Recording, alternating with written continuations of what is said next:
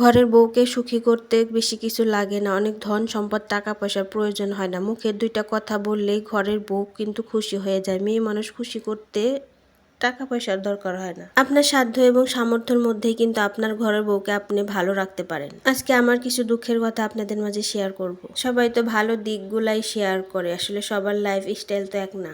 সব মানুষও কিন্তু এক না, এক একজনের মেন্টালিটি ঠিক এক এক রকম।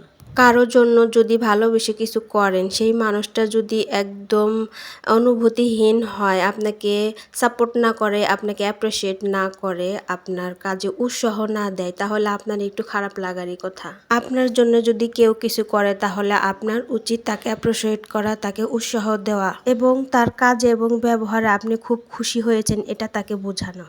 এটা না করে যদি আপনি চুপচাপ থাকেন, তাহলে সেই মানুষটার কি খারাপ লাগবে না, কষ্ট লাগবে না? আপনারাই বলেন। আপনার মন মানসিকতা কি নষ্ট হয়ে যাবে না? আপনার কি খারাপ লাগবে না? পরবর্তীতে কি আর কিছু করার ইচ্ছা হবে তার জন্য?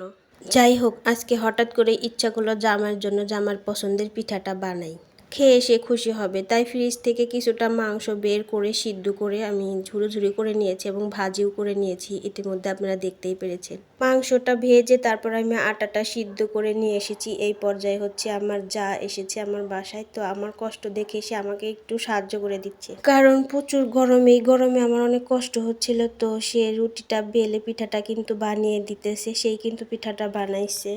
আমার যা পিঠাটা বানিয়ে দিয়েছে আর আমি বসে বসে ডিজাইনটা তুলছি। কিছুটা পিঠা বানানো হয়ে গেছে, এখন হচ্ছে আমি এগুলা নিয়ে যাব চুলার পাড়ে আমি ভাজতে থাকবো, আর আমার যা কিছুটা রয়ে গেছে এগুলা বানাতে থাকবে। এদিকে ভাজা হয়ে যাবে, এদিকে বানানো হয়ে যাবে, তাহলে তাড়াতাড়ি হয়ে যাবে। একজন গৃহিণী, একজন ঘরের বউ তার জামাইকে খুশি করতে আর কি বা করতে পারে বলেন? জামাইয়ের পছন্দের খাবারগুলো রান্না করে তার সামনে দিবে, এটাই তো। সে মজা করে তৃপ্তি সহকারে খাবে আর বউয়ের রান্নার প্রশংসা করবে, এতে করেই বউ অনেক খুশি হয়ে যায়। অনেক টাকা পয়সা, অনেক গিফট দিতে হয় না, টাকা পয়সা দিতে হয় না, শাড়ি গয়না কিছুই লাগে না। যাই হোক, যারা বুঝার তারা এমনিতেই বুঝে, যারা বুঝার না তাদের শত চেষ্টা করেও তাদের বোঝানো যাবে না। তাদের বুঝ বছরও হয় না, তাদের 90 বছরও হয় না। জ্ঞানহীন মানুষ আসলেই পশুর সমান। কথাই আছে, শিক্ষিত মানুষ নিয়ে দোজকে যাওয়া ভালো, অশিক্ষিত মানুষ নিয়ে বেঁচতে যাওয়া ভালো না। কিছু শিক্ষিত আবার শিক্ষিত না, শুধুমাত্র নামে শিক্ষিত, কাগজ কলমে শিক্ষিত, এদের জ্ঞান মনুষ্যত্ব কোনো কিছুই থাকে না। যাই হোক, মনের চাপা কষ্ট মানুষ কয়দিন চেপে রাখতে পারে, বেশি দিন চেপে রাখতে পারে না। এরকম মনের ভিতরে হাজারো কথা আছে যেগুলা ধামাচাপা দিয়ে রেখেছি, সেগুলা কেউ জানে না শুধুমাত্র আমি ছাড়া। মনের কষ্ট থেকেই অনেক কথা বলে ফেলেছি, ভুল কিছু বললে সবাই ক্ষমার দৃষ্টিতে দেখবেন। একটা মানুষ ডিপ্রেশনে থাকতে থাকতে যখন একদম লাস্ট পজিশনে এসে যায়, সে কিন্তু ব্রাস্ট হয়ে যায়। যাই হোক, কথা বলতে শুরু করলে শেষ হবে না। আজকের ভিডিওটা এখানেই শেষ করে দিব।